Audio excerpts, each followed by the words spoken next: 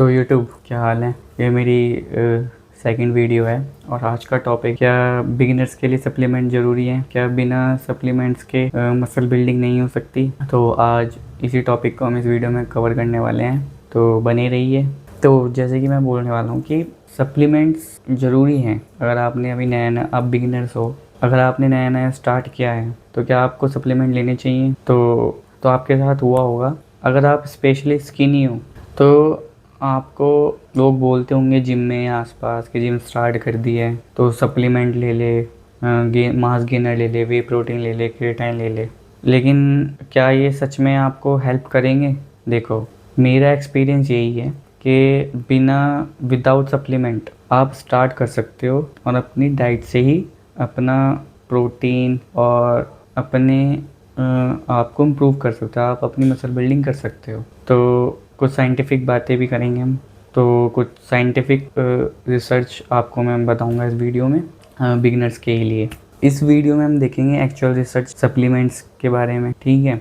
तो ये वीडियो आपको बहुत हेल्प करने वाली है, तो इस वीडियो को पूरा देखिए और बने रहिए इस वीडियो में आखिर तक। आपको मैं पूरा सच बता दूंगा सप्लीमेंट इंडस्ट्री का। तो सबसे पहले एक चीज़ समझो, सप्लीमेंट का मीनिंग क्या है। सप्लीमेंट का मीनिंग है, अगर हम अपनी डाइट, अपना प्रोटीन इनटेक, फैट, कार्बोहाइड्रेट और ये सब हिट नहीं कर पा रहे हैं तो हमें सप्लीमेंट की ज़रूरत पड़ती है, ठीक है। सप्लीमेंट कुछ नहीं है। अगर आप कभी बचपन में डॉक्टर के पास गए हो, बीमार पड़े हो, कमज़ोर हो गए हो बीमारी के चलते, तो आपको डॉक्टर भी सप्लीमेंट्स देते हैं, जैसे मल्टीविटामिन देते हैं ना, और आपको एक सिरप दे देंगे कुछ कि भूख लगने का सिरप वगैरह देते हैं।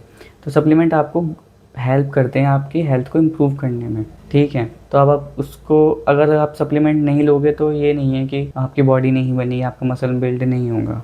सच्चाई कुछ और है। सच्चाई ये है कि अगर आपने अपनी डाइट से, जैसे कि चिकन, एग, ठीक है, टोफू, पनीर, सोयाबीन, दाल, चावल, इनसे भी आपका प्रोटीन इंटेक पूरा हो सकता है, ठीक है। और आपका नहीं हो पा रहा है तो फिर आप सप्लीमेंट ऐड कर सकते हैं, लेकिन कोई बड़ी वजह नहीं है। जैसे कि मसल एक्चुअली ग्रो कैसे करते हैं। मसल ग्रोथ सिंपल लैंग्वेज में समझते हैं। आप रेजिस्टेंस ट्रेनिंग करते हो जिम में जाके, आप मसल को प्रोग्रेसिवली चैलेंज करते हो, ठीक है। कि आज आपने एक रैप मारी, आपने अगर 10 के डंबल से 20 रैप किसी भी एक्सरसाइज के किए हैं, या चेस्ट प्रेस मान लेते हैं, है ना, डंबल से आपने चेस्ट प्रेस की है और आपने 20 रैप आज किए हैं, तो अगले हफ्ते आपको 13 या 14 रैप आनी चाहिए, ठीक है।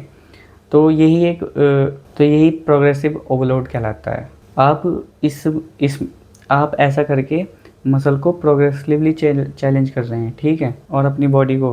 तो आपकी मसल ब्रेक वो कर लिया आपने जिम में, फिर आप घर आ रहे हो तो आपको प्रोटीन इनटेक पूरा करना है, आपको रेस्ट देना है अपनी बॉडी को, स्लीप अच्छे से लेनी है, ठीक है। स्लीप अच्छे से लोगे, प्रोटीन इनटेक करोगे तो आपकी रिकवरी फास्ट होगी, उससे आपका मसल बिल्ड होगा, ठीक है। और ऐसा ही आप रोज़ करोगे, कंसिस्टेंसी से करोगे कुछ महीनों तक, तो आपका मसल बिल्ड होगा। टाइम के साथ साथ बॉडी इस चीज़ को अडेप्ट कर लेगी और फिर अडेप्ट करने के बाद वो अपना प्रोसेस स्टार्ट कर देती है। आपके ब्रेन में सिग्नल जाता है, आप पहले ज़्यादा स्ट्रॉन्ग होने लगते हो और अपनी डाइट को प्रॉपर रखते हो। तो अब देखते हैं, जैसे कि एक स्टडी है सन 2017 में, journal of the international society of sports nutrition, ठीक है, उसमें प्रोटीन एंड एक्सरसाइज, उस पर ISSN पोजीशन स्टैंड पब्लिश हुआ था। इस रिव्यू के अकॉर्डिंग रेजिस्टेंस एक्सरसाइज और सिंथेसिस को स्टिमुलेट करते हैं और दोनों साथ में काम करते हैं। इसमें देखा जाता है कि जो एक्सरसाइज करता है एक इंडिविजुअल, उसके लिए रफली 1.4 ग्राम से 2 ग्राम प्रोटीन पर kilogram body weight per day most cases में सफिशिएंट होता है।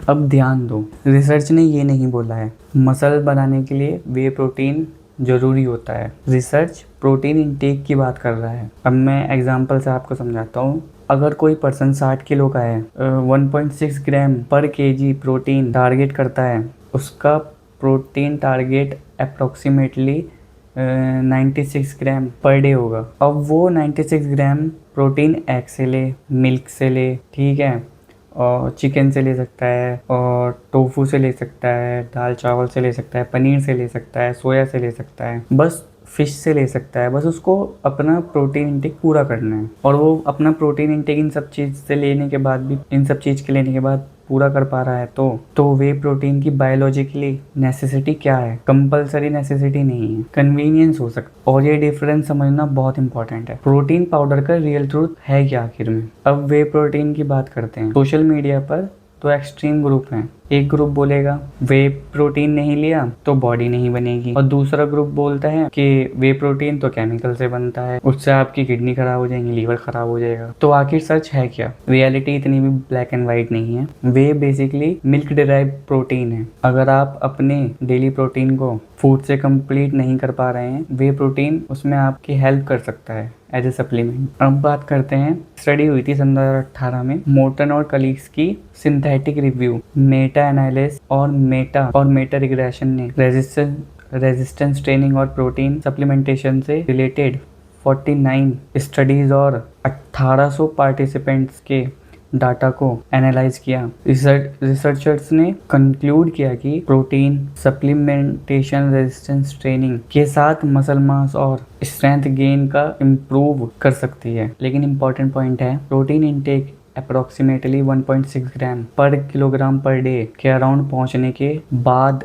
एडिशनल मसल गेन बेनिफिट का एवरेज रेस्पॉन्स प्लेट्यू होता है। यानी ज़्यादा प्रोटीन मतलब ज़्यादा मसल मास नहीं है। इंडिया की ICMR NIN dietary guidelines for Indians सन 2024 भी प्रोलॉन्ग इशू रेजिस्टेंस ट्रेनिंग के कॉन्टेक्स्ट में रफली अराउंड 1.6 ग्राम पर केजी पर डे के ऊपर प्रोटीन से फर्दर मसल मास गेन्स ना मिलने का रिसर्च फाइंडिंग डिस्कस करती है, और मोस्ट एथलीट्स के लिए फूड फर्स्ट अप्रोच को एम्फसाइज करती है। तो बिगिनर के लिए रूल सिंपल है, अगर आपका प्रोटीन इंटेक फूड से पूरा हो रहा है तो वे प्रोटीन ऑप्शनल है। अगर आप जॉब, कॉलेज या आपका लाइफस्टाइल बहुत बिजी है तो आप वे प्रोटीन को एज ए सप्लीमेंट अपने कन्वीनियंट के लिए इस्तेमाल कर सकते हैं, और आपका अगर बजट है तो आप ले सकते हैं। और अब बात करते हैं हम क्रेटाइन की। आपने ये भी सुना होगा कि भाई क्रेटाइन ले लो, ये है वो है। किसी ने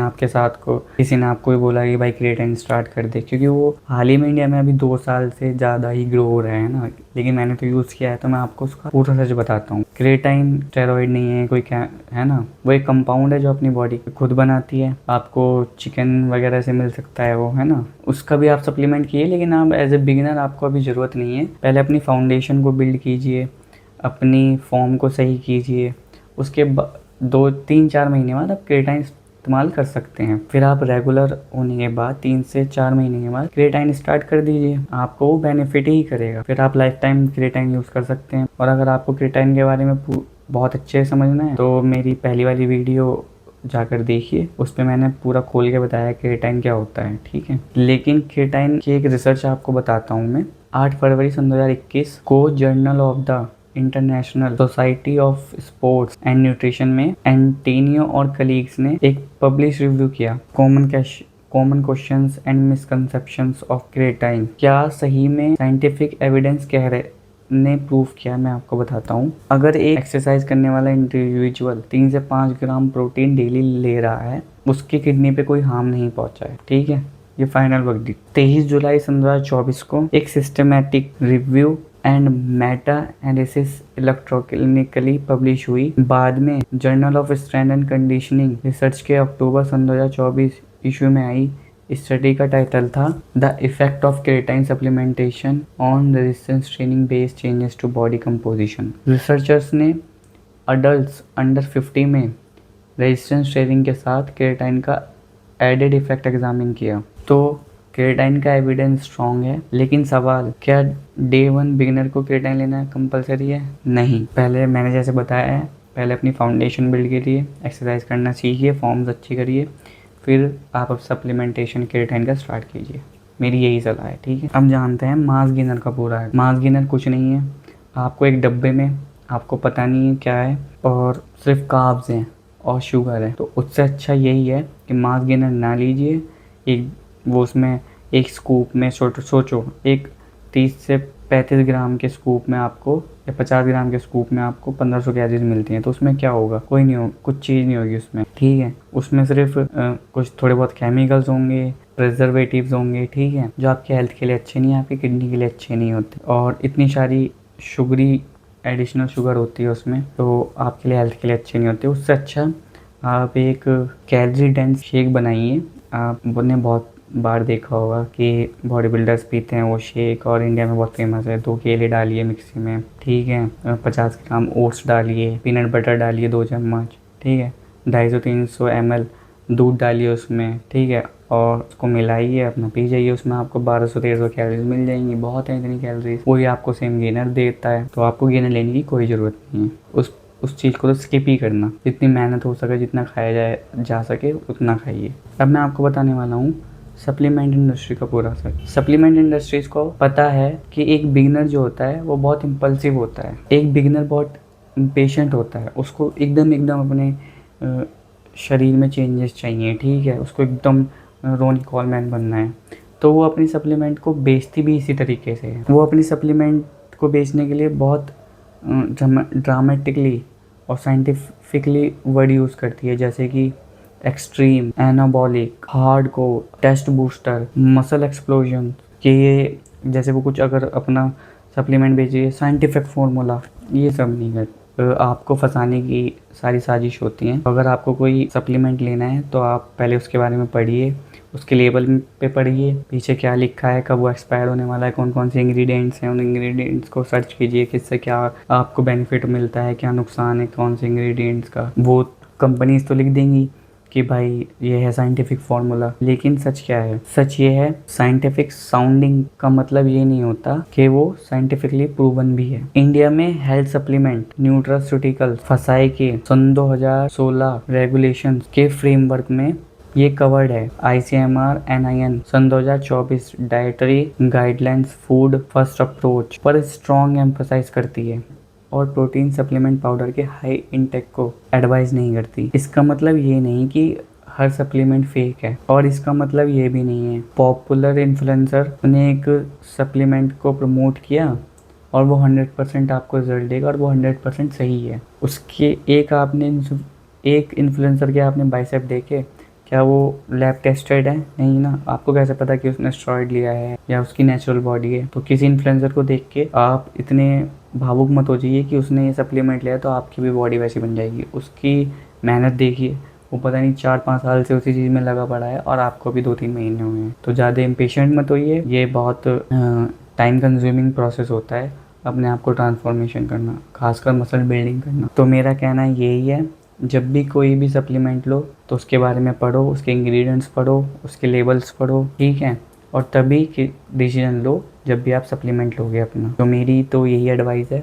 बाकी मैं आपको और भी वीडियोस इस चैनल पे डालता रहूँगा इन सब से। जो अगर आपके कोई सवाल हैं तो वो कमेंट में मुझे बताइए, मैं बताऊँगा। तो बिगनर्स को एक्चुअली चाहिए क्या? Number 1, structured resistance training. कोई भी रैंडम एक्सरसाइज नहीं करनी है, आपको अपना वर्कआउट भी ट्रैक करना है, जैसे कैलोरी ट्रैक करते हैं कि आपने पिछले हफ्ते अगर 4 रैप किसी वेट से लगाए हैं तो आपको अगले हफ्ते के नेक्स्ट हफ्ते स्ट्रांग होना है। अपनी डाइट ट्रैक करनी है, आपने पूरी डाइट की है और आपकी स्ट्रेंथ भी बढ़ रही है, आपको ट्रैक करनी है वो भी कि आपने नेक्स्ट वीक कितने, आपने पिछले वीक अगर किसी स्पेसिफिक वेट से 6 रैप निकाले हैं, नेक्स्ट वीक हो सकता है कि आपके 7 रैप आने चाहिए। यही प्रोग्रेसिव ओवरलोड होता है और यही प्रोग्रेसिवली आप अपने मसल को चैलेंज कर पाओगे। और उसके बाद अच्छे से घर पे जाइए, स्लीप लीजिए और उसके बाद अपने डाइट को ट्रैक कर लिए, अपने वर्कआउट को ट्रैक कीजिए, ठीक है। तो ज़रूर आपकी प्रोग्रेस होगी, आपका मसल ग्रोथ होगा, आपकी ट्रांसफॉर्मेशन होगी। बस थोड़े पेशेंस रखिए और पढ़ते रहिए इस बारे में। जितनी नॉलेज आपके पास होगी उतना ही आपको ग्रोथ होने में हेल्प होगी और आसानी होगी और उतना ही आपका टाइम बचेगा। ये थी मेरी तरफ से जितनी मुझे जानकारी थी, जो भी मेरी इन्फॉर्मेशन दे पाया हूँ वो इस वीडियो में दे दी है। अगर आपको कोई और डाउट्स हैं या क्वेश्चन हैं तो कमेंट कीजिए। अगर आपको वीडियो अच्छी लगी है तो लाइक कीजिए, मेरे चैनल को सब्सक्राइब कीजिए। मिलता हूँ आपको नेक्स्ट वीडियो में। Bye bye.